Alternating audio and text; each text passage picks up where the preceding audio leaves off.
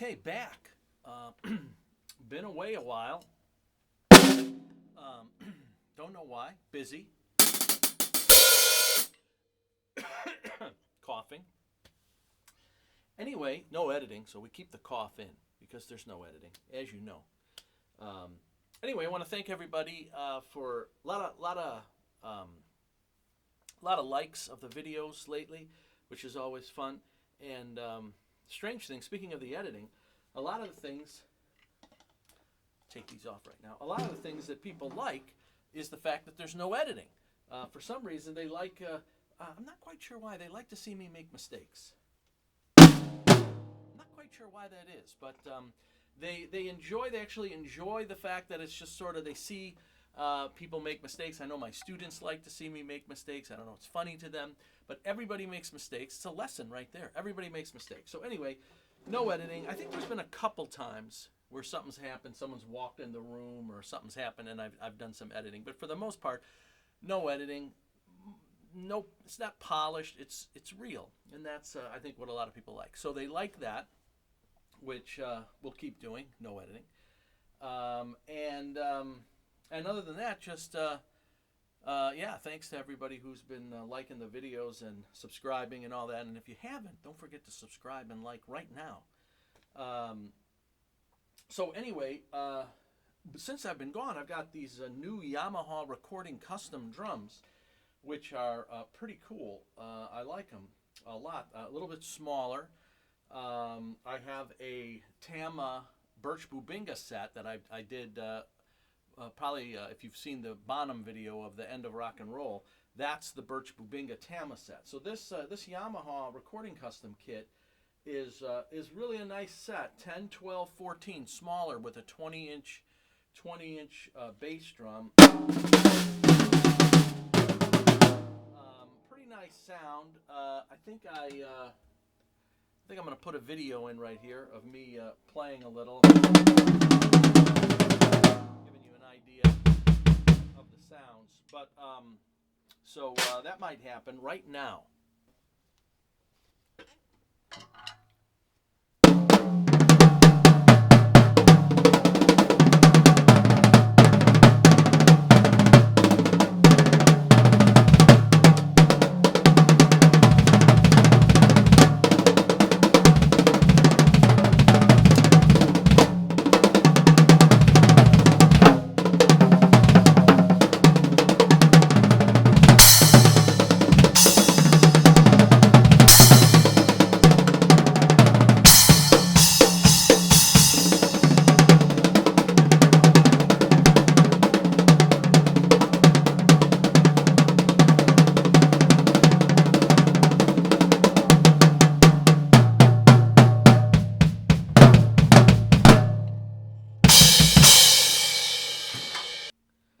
Okay, back. Oh, editing. Well, sort of. Okay, so that was a little bit of a sampling of the drums, so you can kind of hear what they sound like. But I like them. I like the black finish, sort of the classic, the long lugs. You know, if you're not familiar with the Recording Customs, probably the most recorded drum set in history. They loved them in the studio, all birch shells. I think Steve Gadd kind of had a hand in redesigning these. They've been around for about 5 years now. And actually, I don't know if Yamaha is going to continue making them. So I got a set before, you know, with the supply chain issues and everything. They come in a nice, I think they call it sea green, which is a nice color also. Surf green, I think they call it. But the black is kind of a classic, just a classic setup. The white or black I always like. So there you go. So thumbs up on the Recording Customs from Yamaha. Of course, probably the most, like I say, recorded drum set ever. So definitely have a great reputation. So the electric drums are over there. So I get to do this lesson right now on the Recording Customs on a real kit. For those of you who think I can't play on a real kit, I actually get messages from people who say, you can play on an electric kit, but can you play on a regular acoustic kit? I don't quite understand any of that, but there's always people making comments. So again, feel free to look back at the John Bonham video of rock and roll on the Birch Bubingas if you don't believe I can play on an acoustic kit. But anyway, I like them both. I like the Roland. I like the Recording Custom. And by the way, let me just vent for a minute here, and then we're going to go right to the lesson. I don't understand the trend. I won't understand this. I just don't understand it, and I will never understand it. I understand. I used to have a big set. I used to have. Where's it at? Right here. Here's a picture. I used to have a giant drum set. Looked like this. I don't know if you can see that. If you can't, I'll put it on there. Back in the day, you know, everyone had the Neil Peart drum set. Okay, I get it. Everybody slims down. It's a lot of stuff to carry, a lot of stuff to haul. You want to make it smaller. But why the trend is to eliminate this tom, I don't understand it. I think drummers have gone insane. I understand if you're playing a little jazz bebop gig or something and you're playing, I get it. You don't need all the drums. If you're playing a standard rock gig, why would you eliminate this sound source? I don't understand it. I don't care who it is. If I'm talking to Dave Weckl, Vinnie Colaiuta, I don't care who it is, I would tell them they're crazy if they want to eliminate this drum. I don't understand it. This is an incredible sound source. It's not necessary to bring your cymbal down all the way. You do if it's gone. I get it. Why not put it there? But why you eliminate this sound source? And an 8-inch tom is fantastic. People put those snare drums over here, extra sound source. A lot of Weckl famously put the floor tom over here. A lot of people did that, extra sound source. Great for your left hand hitting that low tom, as opposed to over here. But why you would eliminate the basic drum set of 2 rack toms? It's nothing extra. It doesn't require extra strength. You're not hauling extra gear. It's 1 rack tom. Stop it, people. Put the rack tom back. This sound source is more important, in my opinion, than your floor tom. I use it far more often than my floor tom. I don't know. I think most people, if they were honest, would say the same thing. I understand John Bonham didn't have it. Buddy Rich didn't have it. Great. I'm not saying you have to have a drum set like Simon Phillips. However, this rack tom, there's no reason to eliminate it. And the trend, heavy hitting, hard rock drummers I see on a 4-piece kit, insanity, in my opinion. Whatever. Okay, venting is over. All right, let's talk about groove fills. Underrated, okay? Groove fills. Here we go. I'm going to have them up here on the screen. I have 5 groove fills that you should incorporate. Now, groove fills can be anything, in my opinion, that keeps the groove alive, okay? So you don't actually pull your hand off the ride cymbal or the hi-hat. You do a fill within the context of a groove, okay? So you don't always have to come off your drums.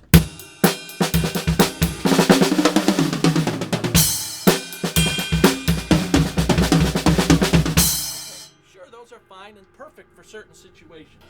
Not necessary all the time. Sometimes you could just use a groove fill.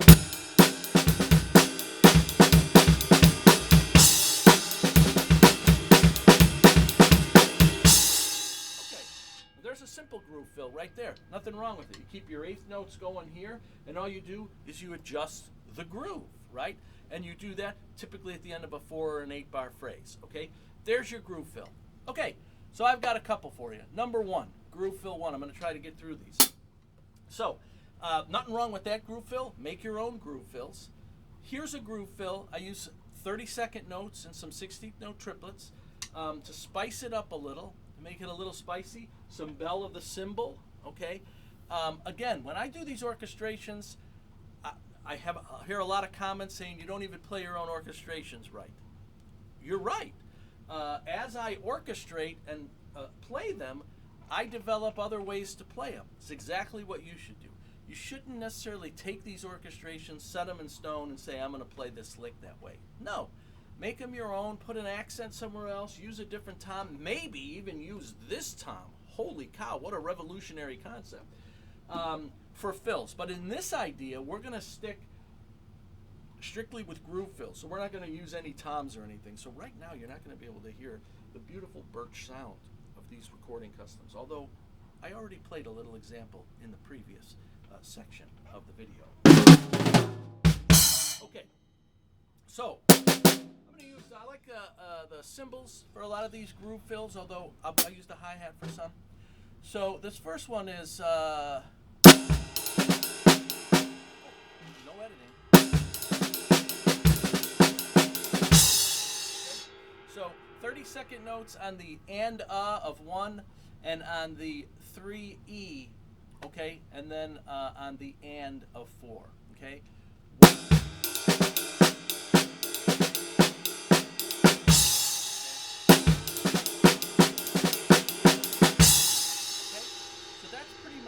That's pretty much that fill.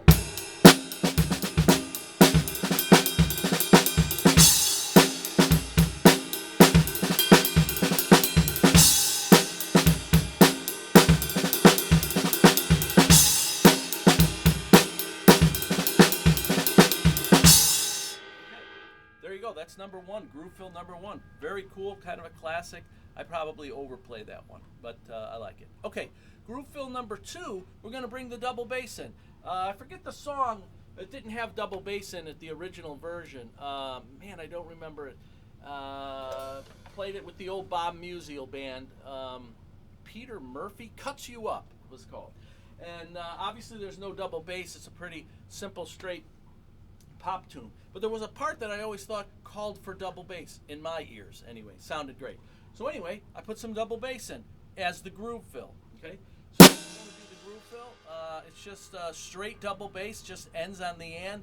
Snare drum moves around a little. Snare drum on, where's the snare drum? 1, 2, the of 2, the and of 3, and the and of 4. Again, orchestrate that however you want.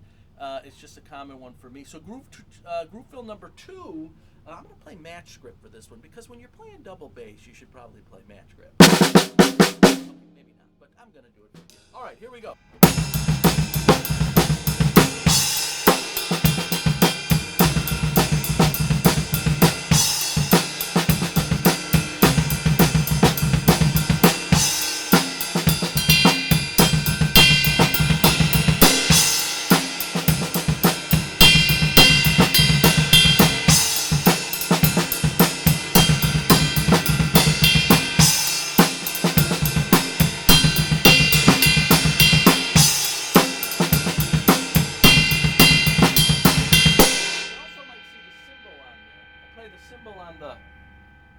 The quarter note. It's kind of nice. Adds a little bit of spice to that.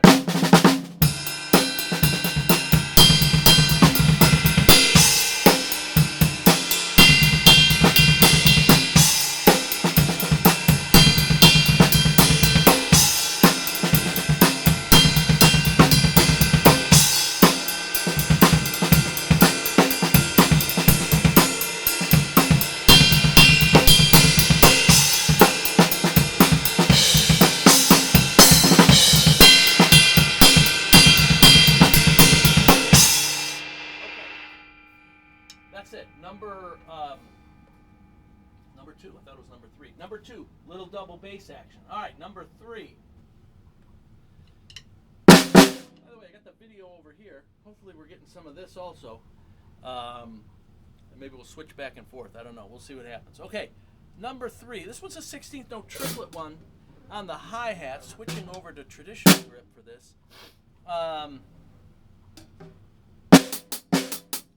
Basically snare, 2 hits of the triplet, okay,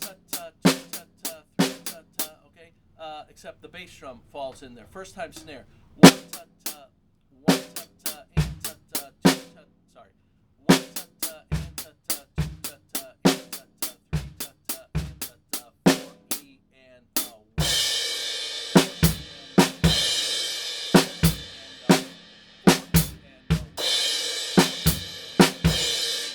Sometimes I play an open hi-hat. It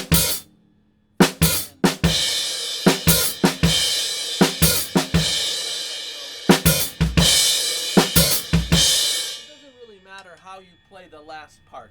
Again, orchestrate it how you want.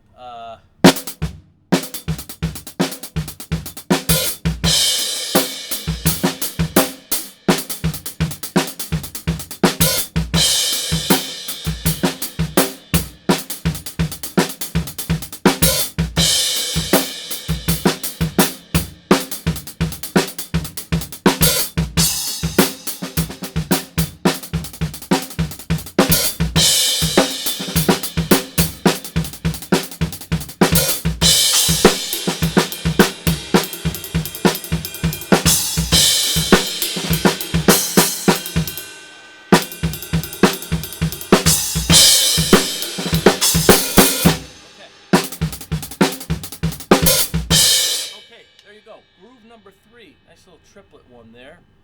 All right, groove number 4. This one's a little tricky for me. I like it, but this one I kind of came up with when I was thinking about the groove fills. And so this one I don't always play right, but this is probably my favorite one, I think. So bass 1, E, and 2, E, and 3, and 4, E. So it's kind of like 2 cymbal hits, 1 cymbal hit, 2 cymbal hits, 1 cymbal hit, 2 cymbal hits, and then you're done.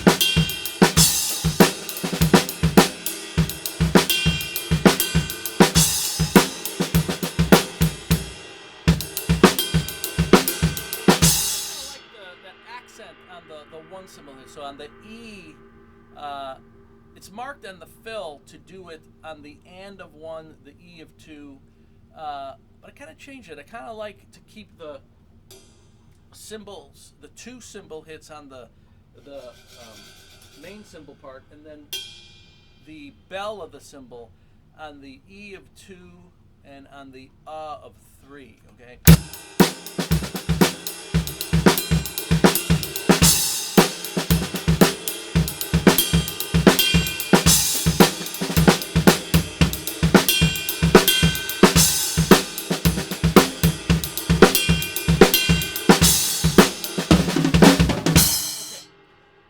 Number 4, I like that one. That might be my favorite one.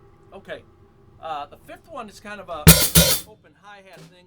This one I totally had it written out differently, and then as I played it, changed it to this open. I kept doing this open hi-hat thing, and I'm a huge fan of accents with open hi-hat. So again, much underutilized tool, sound source for your drums. I don't know when the hi-hat started getting unappreciated, but it really ought to come back into the mix, because your hi-hat has that brightness that you don't get, obviously, from your toms for accents. Obviously, little splash cymbals work for that too, but there's nothing like that open hi-hat. So, okay, so this one, again, back to the 30-second notes.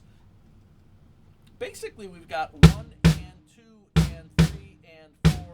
with the bass drum. 1 and 2 and 3 and 4. So pretty basic bass drum pattern. And then your hi-hat, your open, is 1, 2, and 3 and 4. Right? 1, 2, and 3 and 4. 1, 2, and 3 and 4. One more time. 1, 2, and 3 and 4. Now you just got to put those 30-second notes in between. How do we do that? Okay. I should probably look at these more before I actually hit the record button. I'm going to play this tom.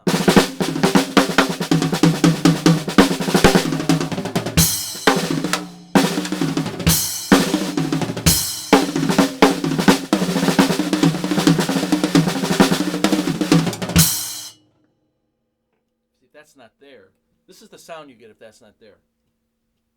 That's not a good sound. Not a good sound source. Air. Doesn't sound good. Much better. Not good. Okay. So we got.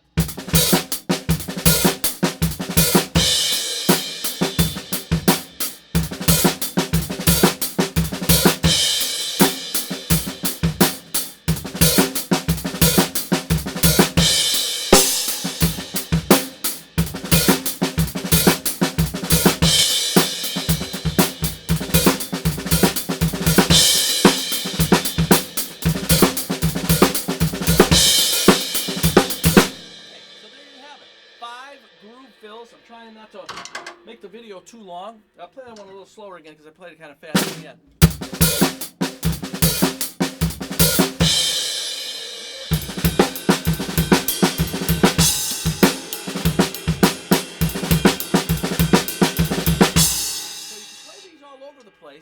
fun of it. You could take these and play them as fills on the tom also. It just sort of changes the dynamic. The whole idea is to keep the groove going and do the fills with the ride still kind of pushing the time forward. So it's great. Put the metronome on, play with the metronome, keep the time moving forward, and don't take your hand off that ride source, whether it be the hi-hat or the cymbal. You could actually play these on the toms and actually come off and, again, use your right hand as a ride, but be riding the toms and get a total different sound. Obviously, the more creative you are, you open it up to all kinds of things. So, so there you have it. I don't think that was too long, even with my rant about keeping this drum. Silly drummers, silly drummers. That's your friend right there. Your, in this case, the 12-inch tom, in a lot of people's case, a 13-inch tom. Your buddy, your friend. Maybe not your best friend, but a close friend.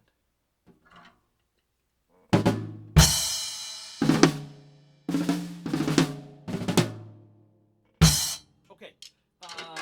Practice, practice, practice. Like, subscribe. Thanks so much again. Send me comments. I like the comments. They're good to hear. Have fun with these.